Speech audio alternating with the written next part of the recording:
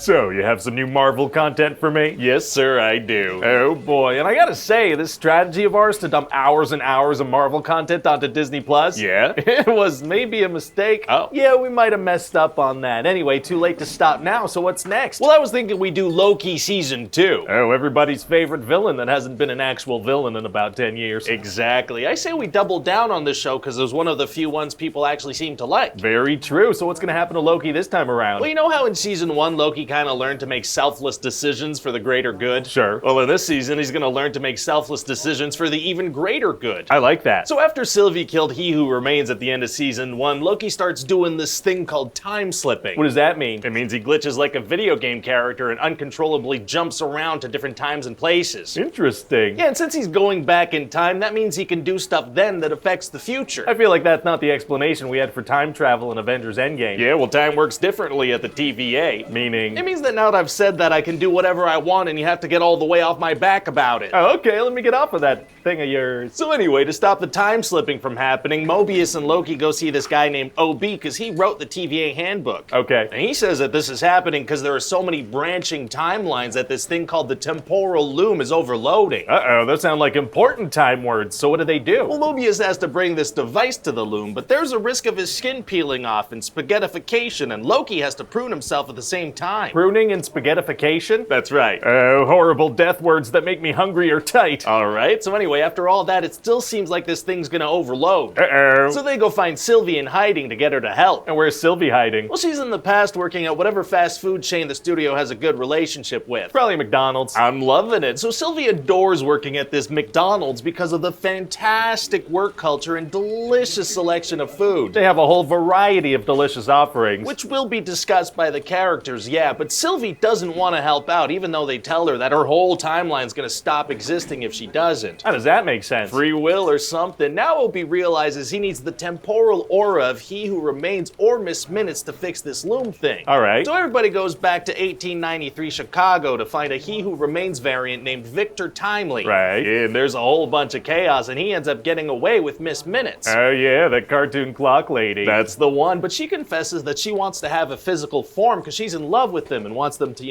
physically be together. Oh, flirtatious clocks are tight. What? So then what happens? No. What did you mean by that? By what? Well, you imply that you're very familiar with the concept of flirtatious clocks. I don't have a weird secret. I didn't use that term. You did just now. Stop. Okay, so anyway, Victor Timely's not into clocks in that way, so he shuts her down, and then the good guys manage to bring him to the TVA. Oh, well, good for them. And Victor Timely's gonna be like, oh, what is going on? Well, what's that voice you're doing? Well, he's a big old smart science nerd, so he talks like that. Oh, he does? Yeah, he talks like Donald Glover at the 2-minute mark of the Derek comedy sketch Jerry from 16 years ago.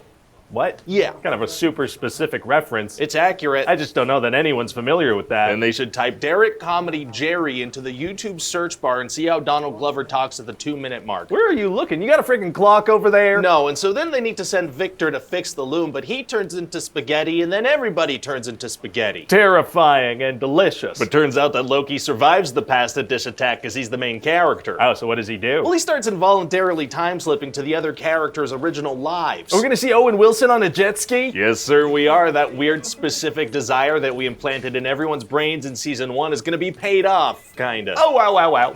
Wow. So now Loki has to get the whole team back together and try to fix the loom again. A lot of loom repair attempts. But Sylvie doesn't want to help. Even though she's been told that her reality will stop existing? That's right. Wow, she kind of sucks, huh? Gonna be tough to get her to join if that doesn't convince her. Actually, it's gonna be super easy. Barely an inconvenience. Oh, really? Yeah, see, eventually her reality does turn to spaghetti, so then she decides to help out. Ugh. So they try to fix the loom again, but everything turns to spaghetti because they're too late. Mamma mia. But then Loki figures out how to control his time slipping, so he sets out to fix this loom earlier. So what does he do? Well, he spends centuries learning about physics, but every time Victor goes out, he still turns to spaghetti. Why does Victor the human have to be the one to go? Why can't Loki the god go? Well, because Victor's the one who invented this thing, so if there are problems, he can solve them. Can't Loki have Victor troubleshoot through a communicator? Hey, shut up. So then Loki goes to see He Who Remains at the end of time, who's like, hey, you can save the loom by killing Sylvie before she kills me. Right. But Loki's like, I will not kill Sylvie, she's the best. She's not. So then Loki realizes he can destroy the loom and rejuvenate all the timelines and make them into a tree-like structure and hold them. How? Magic. That works. So now he's essentially sacrificed himself to oversee all the timeline branches all alone at the end of time forever and ever. Wow, well, we've come a long way from the Loki that attacked New York City like a week before this. Yeah, like a week ago, but also centuries have passed since then. It's a big character transformation. Major transformation. He truly did replace a sewing device. Well, don't say it like that. Sorry. So what do you think? Oh, honestly, I think it's great. You know, you have a show with a distinct voice and a unique style, focusing on characters. It's good. Thank you. It's really good. In fact, I'd go so far as to say that nothing could put a damper on this.